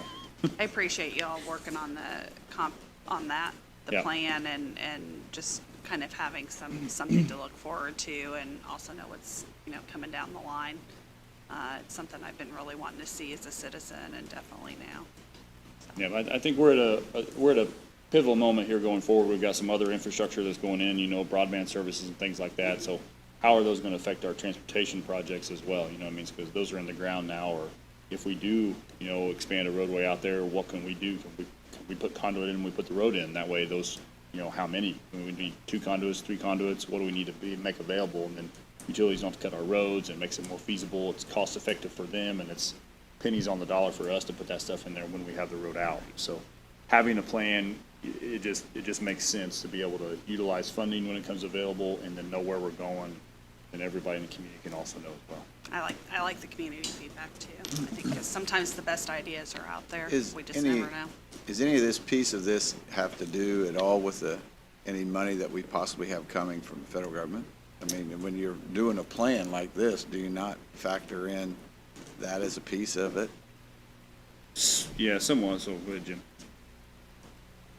On the,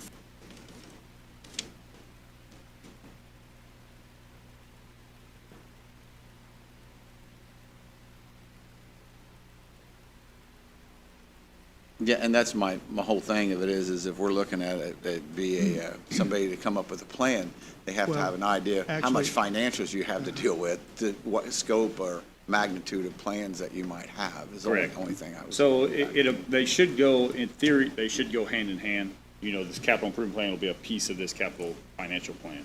So once once we lay out those projects, I mean, on what, what our needs are and where we're going forward, that's just getting the community involvement, that's getting their take and developing that plan based on, hey, what the commissioners want to see, what the council want to see, what the public want to see, where's our growth coming from, where's it going? And then it's going to lay out a series of projects, and they're going to say it's going to be, I'm just going to throw out $30 million worth of projects. Well, then that financial plan gets put into that and say, okay, we afford this, you can afford that, we'll need additional funding for this, and that'll take into account either MPO funding, federal funding, state funding, anything we get.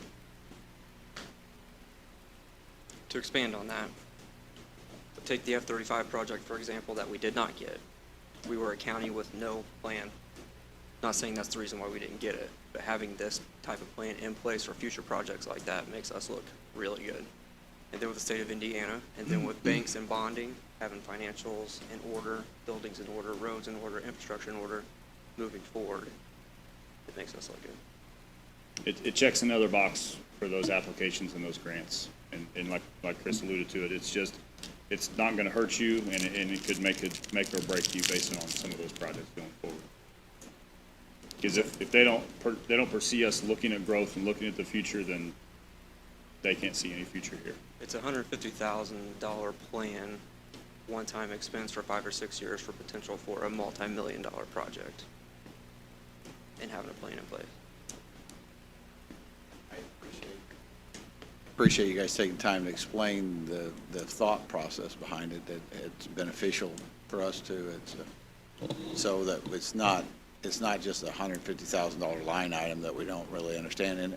And if I don't understand it, I can't explain it to somebody else why they asked me why I approved it or didn't approve it or, considered it. So that's the only reason I'm asking the questions. It's definitely not because I'm not for growth. I'm definitely for the growth of it. And I think having a strategic plan put in place is a smart move to do. Thank you.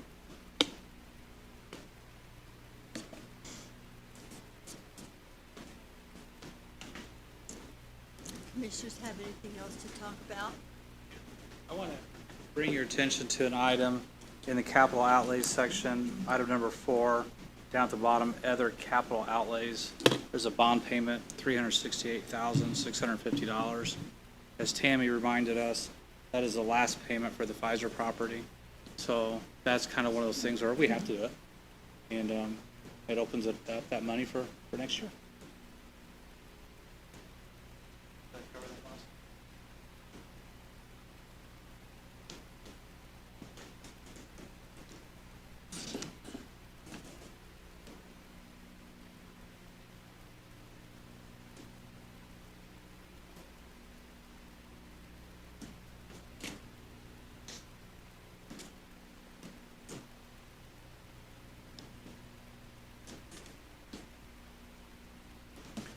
Come on, Becky, you gotta have some questions.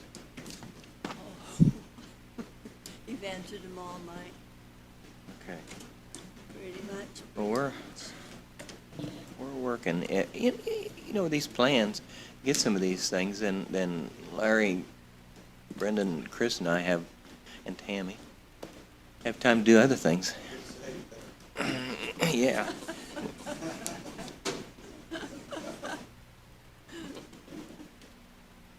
If I have questions, I just ask Tammy. I know she knows everything. I don't know about that.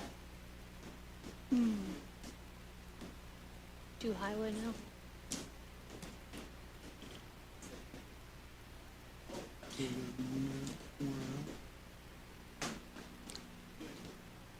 Yep. Mr. Robbins, All right, I'm back. Where do you want to start? he's back. Where do you want to start? You're the talker, we're the listeners. All right. We start with an easy one, GIS budget. It's funded down the, IS. We didn't have any don't have calculate for that. that, so. right, it's all salaries anyway. That's the only thing in that budget, so that's why. So I have 2 GIS positions that are funded through the general budget, and that was a combination of things that we did with the council last year. So, correct, Scott and Ryan, yep. Dr. Purdue. Right. after produced. After.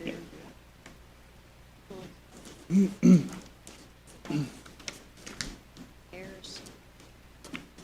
So any services they require or anything like that will be funded, you know, through one of my other budgets, either engineering, Cume Bridge, or highway, or local road and street.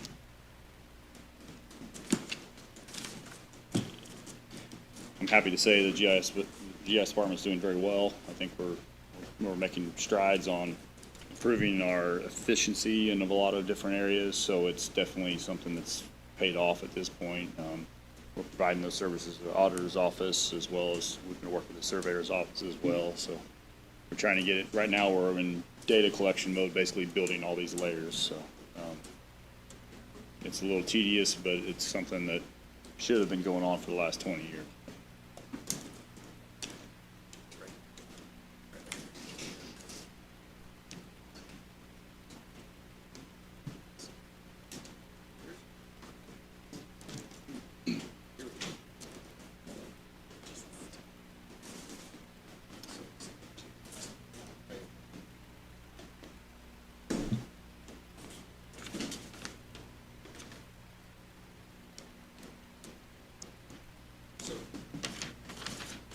If I understand this, an item like this, that's payroll, and then we're looking to do a study, it could change with the study. Correct, it would go into everything else. Like I said, I just put a 5% number, you know, increase on there just for budget purposes, so that it's a number, it's just a placeholder number at that point, so they could either, I mean, obviously either stay the same or increase based on what the council decides or what the study recommends or whatever, so. But that would be something the auditor's office would then put that line item in there. And on that one, what, and maybe you said it, I was talking to Vicki, what percentage did you look at as a base increase? 5%. It's just to cover my basis. All of my personnel services, so any of my salaries and everything, I just throw 5% on there just as a number, a placeholder, so that I have a number working forward with my budget. It's a starting point, and, yeah. Thank you. Unless, you know, we want me to use 10% or something like that. But any questions on GIS? All right, we can move on to engineering if you'd like. This budget's pretty much the same as last year. I did move all my fuel out into the highway budget after we combined services, so we don't have gasoline in this budget any longer. The one thing that I will note is there is a $9,600 line item for maintenance and repair of signals, which is a local agreement that we have with the city of Terre Haute to maintain our traffic signals. This is an agreement from, I don't know, maybe 50 years ago. It's just kind of been hanging around. It's kind of come to our attention this year that that's no longer going to cut it. That's not enough to pay for them to, we have more signals now. I think when this was originally made, there was only like 3 or 4 signals at that point. I'd like to look at redoing that, maybe getting a consultant to take care of that maintenance, or I have been in discussion with the street department and the street commissioner for the city of Terre Haute about redoing this contract as a whole as well. So those things may change, but until we hammer that out, I just left the 9,600 in there as it is. And if it changes, I will come back to the council and we will figure something out. Oh, so the county's responsible for all the signals then? No, just the ones in the county. Just the ones, okay. So, thought you yeah, were I mean, saying, okay. so originally what was done is, I mean, the city has, I can't remember how many signals they have, but they have numerous signals. The county only had 3 or 4.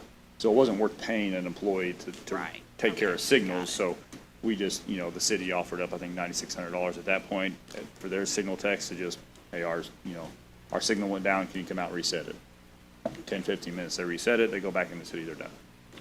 Now we're getting into newer technology and everything else. I'd like to, since we don't have as many signals, I'd like to look at maybe advancing those a little bit, putting in some newer detection as well as maybe some cameras and things at some intersections. It would also help me with like snow removal and things like that. I could kind of get an idea around the city, kind of what was going on as far as snow removal goes and things like that. Some of those will do live traffic counts as well. So it kind of spits out live data. If we have an accident, show where those are routing and everything else. So that's kind of a future thing I just kind of touched on, but that's something we may have to look at in the future. Okay, thanks.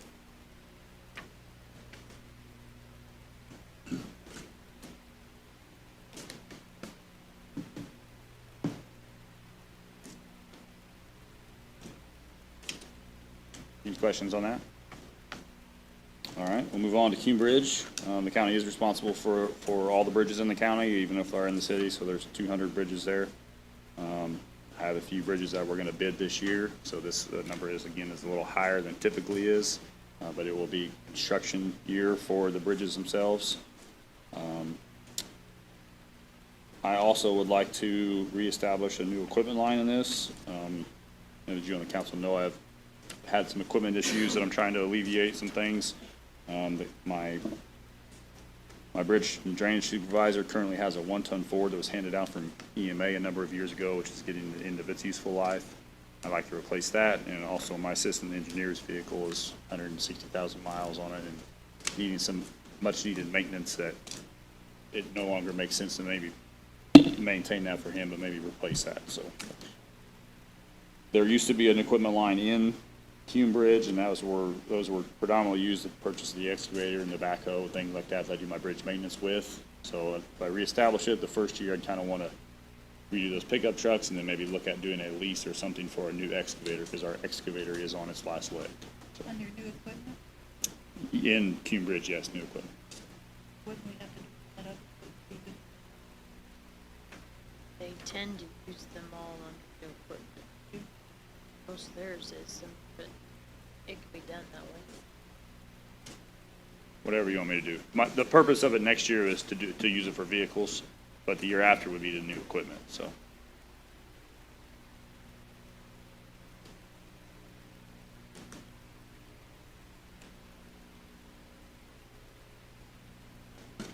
Judy, Then some, all the,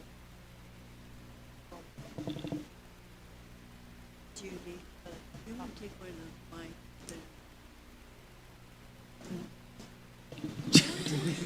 No, it's okay. No, oh. Yeah, but now Chris doesn't have one.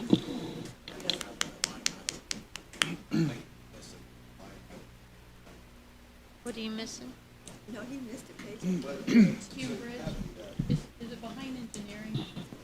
Yeah, it was right behind you. Yeah, it was right after engineering, It's but, cumulative bridge, you don't have that one? Is it in with engineering?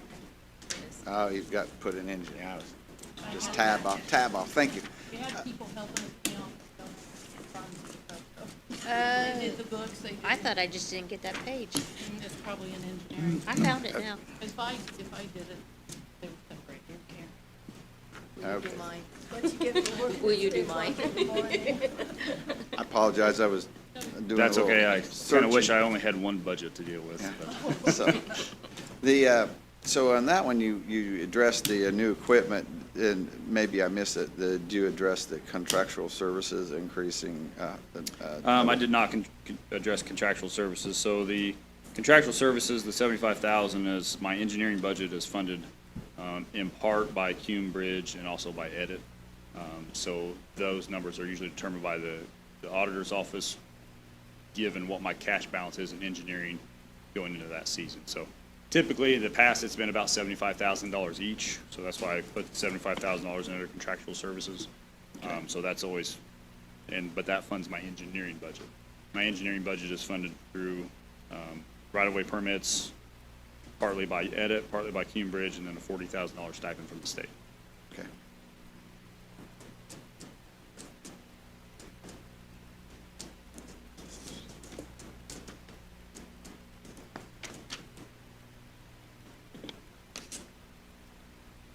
And then the other contractual services, the 42.5 is kind of been a catch-all for sometimes if the bridges, may need a minor upgrade or something like that, and I have to have an engineer take a look at that, they can do that, I can fund that way.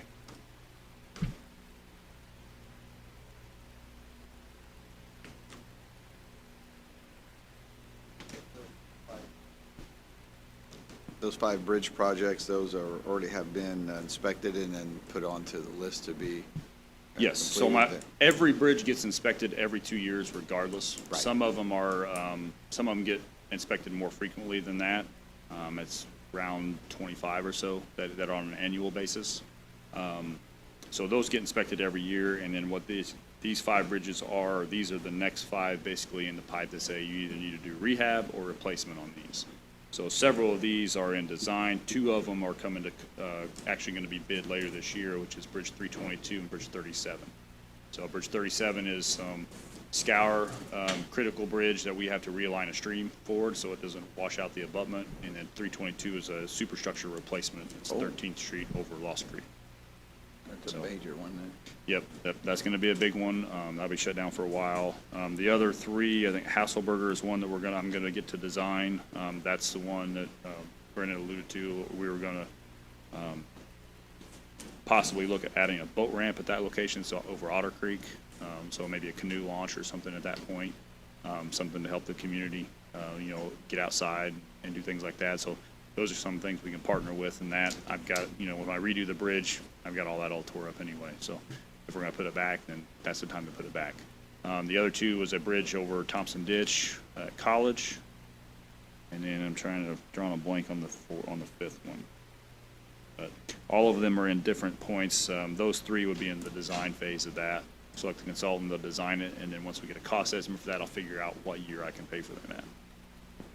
And this may be way off. Is there any state grant funding, reimbursement, state level on that type of? There is, so if it's a rural bridge, there is some competitive rural funding that I can go for after, but it has to be outside of the urbanized area.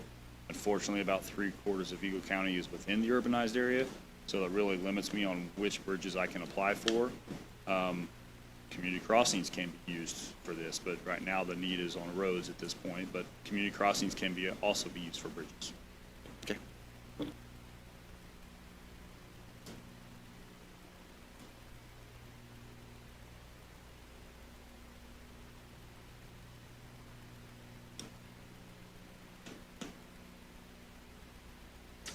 Any other questions on that one?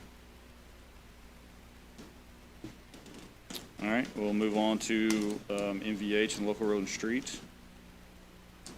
I did a kind of a complete overhaul in these budgets to kind of make them mirror what my reporting is.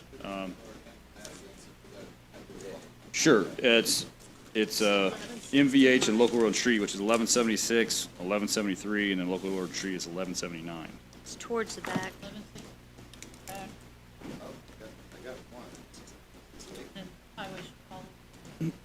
Yeah. So if you're on 1160, we just stay on 1169 if you want. That is local road and street. So these kind of go hand in hand. These are both the budgets that, fund the highway department. The one real change that I made is I moved gravel, stones, and et cetera out of local road and street and into Highway 3. And that was basically based on what we can capture for the restricted fund, which is 1173.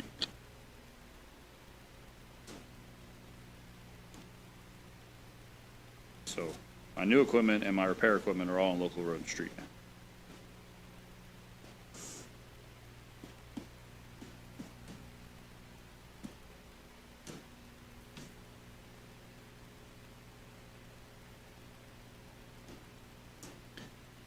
And if you'd like, I could go over the breakdown of the restricted fund, if you'd like, just for a historical perspective, so you know. A few years ago, the state passed an increase in the gas tax. There was some push for, there was some concerns about that just being dwindled away and not being used for road improvements and such. So the legislators basically said that you are now going to create a restricted fund, and half of your disbursements for your MVH funds are going to go into this restricted fund, and they can only be used for construction, reconstruction, or preservation of roads. Which doesn't sound like it's a big deal, but it starts to become a hassle to try to track all that, because a lot of the things that highway departments do and everything don't fall into that category. There was a list of things that they left out, snow removal being one of those, and that's a big line item for us, equipment-wise, manpower-wise, everything.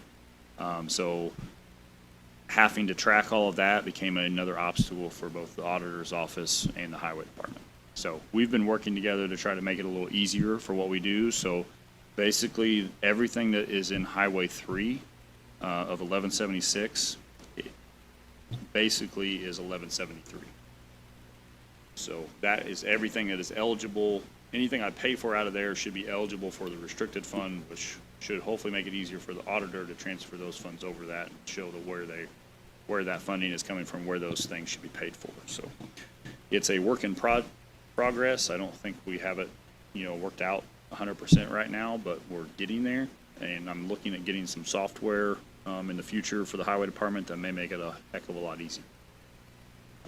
But that comes with a price tag, so I'm trying to work through that currently. So that's really the reason that MVH is in split. So every time we get a disbursement, they split it equally between those funds, and then you're only authorized to spend anything on construction, reconstruction, or preservation out of 1173. And that's a state mandate.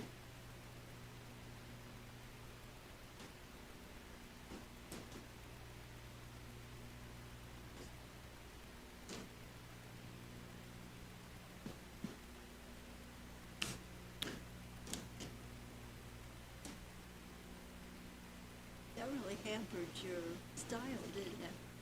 Yeah, it does. I mean, it kind of, it handcuffs what you can do and what you can't do, and you got to track everything that, so you've got to kind of be creative about some of the things that you do on what you authorize, your workers to do and how they're doing it. I mean, we have to hit that goal. So mowing is not covered in that, which is especially this time of year with the wet season that we've had. All of that, that equipment, that funding is not eligible for that fund. So it's, what ultimately ends up coming out of it, all your building maintenance, none of that is, so it really handcuffs what you can do. And going forward, trying to, if we were happen to, need a new building or something like that at some point, it'd be very difficult to be able, to do that at this point, because you can't really leverage those funds anymore for that. Would that be the majority of, a big piece of your money would come from Yeah. gas tax?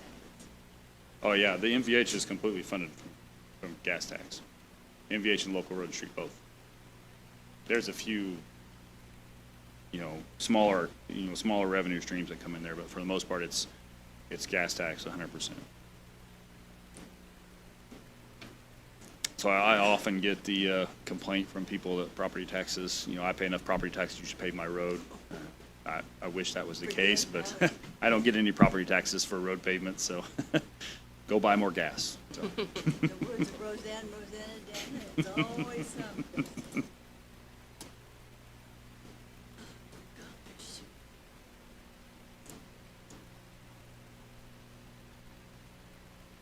So, I mean, the important thing, we do, this is, like I said, fuel tax, funds both of these, and that is based on a formula that comes from the state, based on our road mileage. So the other part of that is our GIS department maintains our road mileage, so when you add or subtract roads, that affects this budget. So, in the past, we road certified without actually knowing what we had.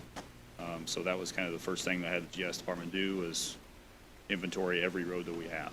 So you now have a working list, and we're currently working on recertifying as soon as we get the letter from the state, so. Do you get different road tax bases on the road surface? There may be something hidden in the equation on the state level, but not that I see. Everything we see is just basically based on per mile. And it can vary from concrete to gravel to asphalt to chip seal to brick. Right. Okay.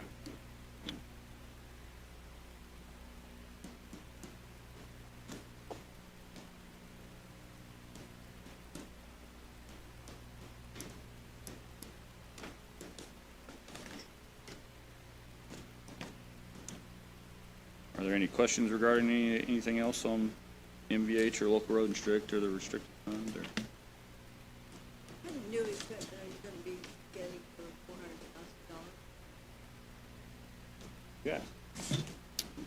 So, I did the presentation for the council, I believe it was the end of last year, or beginning of this year, something about, my equipment needs, and next year, basically, now I have to find it, hold on a second.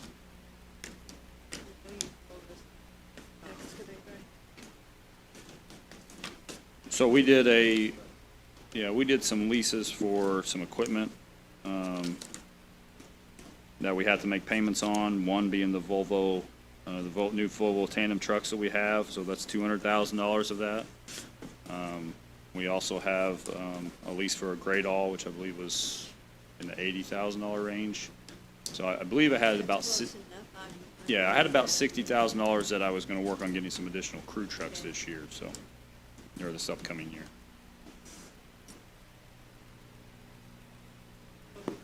So the 400,000 is mainly for the lease? The Correct. lease prices on those? Yeah, so when we did the new tandems, that was roughly $1 million, and that was spread out over 5 years at roughly $200,000 a year. Yeah, okay.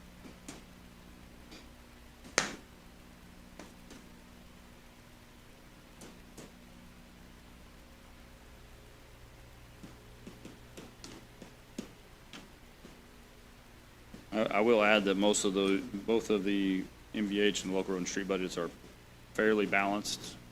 Obviously, I had 5% in there for personnel services, so we should cover them. So they should be basically equal to what the revenue's coming in. So I think they were both about $100,000 over as far as on the budget side and the negative.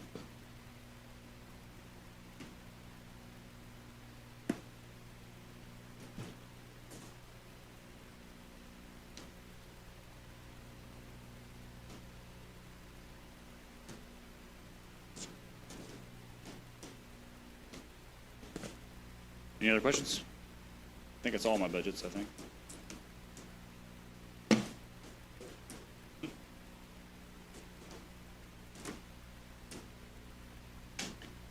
Tim, did you have a riverboat budget?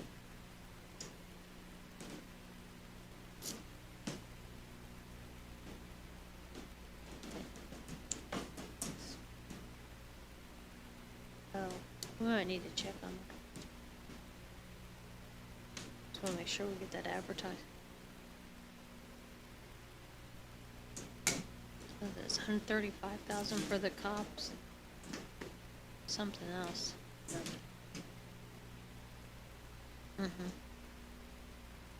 115 maybe or something like that. Yeah, but we need to, yeah, 'cause I don't have that one in here. I didn't have that one in here, so I didn't know if it was missing out on my book or if you just hadn't done it. So.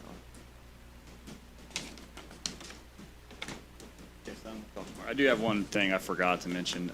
I was requesting 4 seasonal workers for the MVH budget to kind of help with the mowing and vegetation and everything else. So I did forget to mention that in my original proposal. I want to mention it today. It would help out a lot with the things we do in the summertime, and that would be, I would hope to get them from basically Memorial Day to Labor Day. Then I could either put them on tractors or anything like that. I have 2 retired highway workers that have expressed interest in coming back and possibly mowing. We do have new mowers now, so I think that helped entice them to come back. They have air conditioning, so, but it would help us out to, help do the things that we need to do in the summertime rather than, stick a full-time guy on a mower all day. And which budget would that fall under, that mowing? It would be an MVH, 1176. Oh, 11. Yep. Because mowing is not eligible for. I was gonna say, wait a minute. And what you'd originally said was that you wouldn't necessarily need to appropriate more, you just need to No, I make mean, set- it could be covered in that, that 5% fluff that I asked for, as far as the budget goes. So if things change drastically salary-wise or something like that, I just like keep in mind that I would like those 4 positions, and we can put those in there and then see how that falls out. If it's something we can't do, but it would really help us out and help my guys out, because like I said, those mowing services aren't even eligible for that. So me putting a full-time guy in there at, $20, $30 an hour, based on his benefits and everything else, hampers my restricted budget. Does their retirement pension preclude them from working? I don't believe so. It's, it's after like what, after 90, 60 six- or 90 days? There's, it might be 6, it may be less. There's a short time period in PERF regulations where you're not supposed to come back to work for the county. But after that, you're free.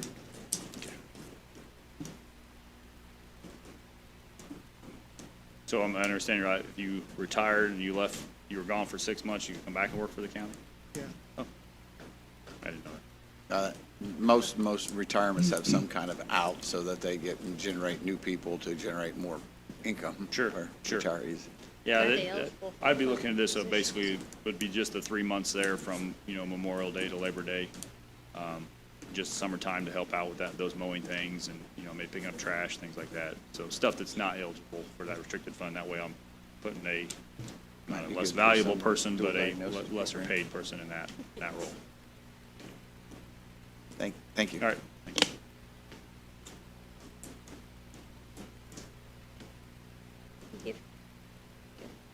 Give him more time. I think you guys are done. That's just about everything anybody can think of. And you want recess. Gonna go out and play in the Yeah. playground. All right, well, in that event, the Budget Committee shall recess until tomorrow at, is it 10 o'clock, Calissa? 10 o'clock tomorrow morning. Thank you for your service.